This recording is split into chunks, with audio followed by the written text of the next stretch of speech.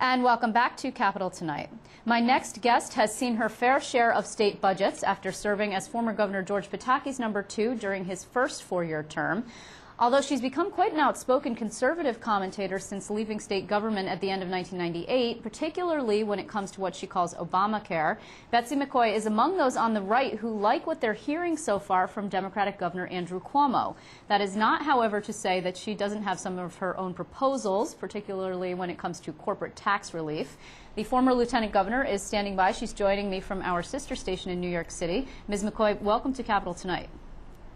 Well, thank you. It's good to be with you, and especially now when New Yorkers from all over the state are focused on what's happening in Albany, because the decisions that are made in Albany are going to affect all of us, whether we can afford to keep our home, whether property taxes are too high, how good our health care is, what's going to happen in our children's schools. It is really an important time to talk about the New York State budget. So you actually were in Albany, or I should say Colony, right outside Albany, for the conservative political action meeting. It was just in the last week or so. And you made a funny comment, which was that Andrew Cuomo looks like a Cuomo, but he sounds more like a Kerry. You meant Hugh Carey. He does. Not all of our viewers probably remember Hugh Carey, but he was he's a former governor of New York State who made his mark by rescuing New York City from financial disaster 2 decades ago. I could have said that Andrew Cuomo looks like a Cuomo and sounds like a Christie, meaning Governor Christie of New Jersey, because Governor Christie is cutting taxes and dramatically cutting spending in New Jersey, and I'm hoping that Governor Cuomo does the same. He's promising to do the same. Let's see if he follows through. Indeed. I mean, part of the problem, though, and you're familiar with the state budget process, and so one of the things is that he is attacking the state budget process and saying that it's a sham and it's secretive because it has these built-in automatic spending increases from year to year. Would you agree with that characterization? Well, he is absolutely right about that. He is absolutely right about that. When New Yorkers are presented with the budget, they're told, well, this is what the spending will be if we cut nothing. In fact, that spending level is already a substantial increase built in from the prior year. And you and I know that when we run our own households, if we're short on funds, we don't automatically spend more than we did the preceding year. So Governor Cuomo is right about that. And he's also totally right that we must reduce spending. It is the answer to the $10 billion deficit faced this year and the $14 billion deficit that the state will face next year. Okay, but if in fact that's the case, that there is this sort of secretive and difficult, weird budget process that makes spending increases automatic, why has it taken this long? I mean, there was a Republican governor who was quite fiscally conservative in his first 4 years when you were there. George Pataki was very conservative, cut taxes and spending in his first year. And what happened later we won't discuss, but what took so long for people to come around to this realization? Well, of course, I can't answer for George Pataki, and he probably wouldn't want me to, but I can say that it's long overdue, and I'm glad to see that Governor Cuomo is trying to put a little more honesty into the budget process.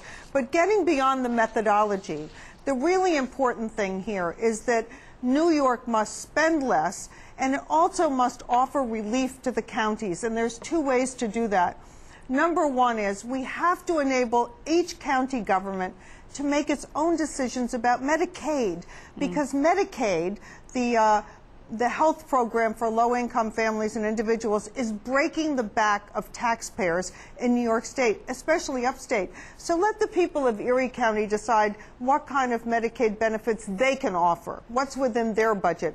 Let the people of Onondaga County or Saratoga County make their own decisions so that each county is offering a Medicaid package that's within its own budget. Okay, but would that not require federal approval? Don't you have to have the federal government allow you to opt in or out of certain things once you're already there?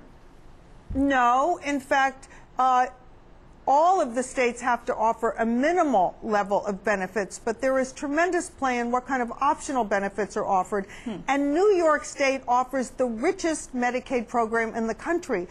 Many, many times richer or more generous than what most states offer. So there's a lot of room to reduce the cost of Medicaid in New York State and still be quite generous to the recipients.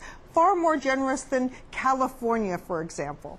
You know, part of the issue here, we're hearing some Republicans start to be a little critical. As I mentioned earlier, there's been a lot, like yourself, of people who are saying so far we like what we're hearing from a Democratic governor who's pretty fiscally conservative with this plan, but there are these massive holes in it. And yesterday we hear Dean Skelos talking about, well, you know, the timing of this is not great. The Medicaid task force is going to come back on March 1st, and then it doesn't give the legislature very much time to actually act. Are you concerned also about the timeline here?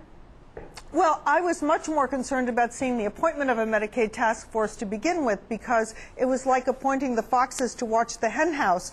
The Medicaid task force, it appears, was going to be dominated by the Hospital Association of New York State, the Greater New York Hospital Association, the 1199 Union, others who were major recipients of state Medicaid funds. So I think it's better to let the counties decide how they are going to offer health coverage for those in need, to do it within their budget and to meet the needs of their own neighbors. It's just fair. Albany doesn't know best any more than Washington knows best. But then there's another. Just for a minute before you go on, pardon me for interrupting, but then don't you have a patchwork situation statewide where, let's say that Erie County is much less generous in terms of what it offers. Then you have people leaving Erie County to go to the next county over. They're going to go over to Monroe County and they say, well, I can get, I don't know, abortion is covered by Medicaid in one county and not the other. So you have people jumping back and forth in a patchwork of offerings in terms of coverage. Well, that's right, but we have a patchwork system throughout the state on most issues. Schools don't offer exactly the same education or spend the same amount per pupil statewide, nor do they offer other kinds of services. The fact is that the localities do the best job of making decisions with and for their own residents. Okay, I want to ask you about this proposal you have to eliminate a corporate income tax. You want to talk to Lieutenant Governor Bob Duffy about that. Tell us a little bit more about that. I certainly do. Let me explain it very simply. The corporate income tax, or what in New York we call the corporate franchise tax, it destroys business growth. The Independent Tax Foundation called it the #1 worst tax deterring job growth. I call it a poison pill. It produces very little revenue. Less than 1% of tax revenue in New York State is due to this corporate franchise tax, and yet it prevents businesses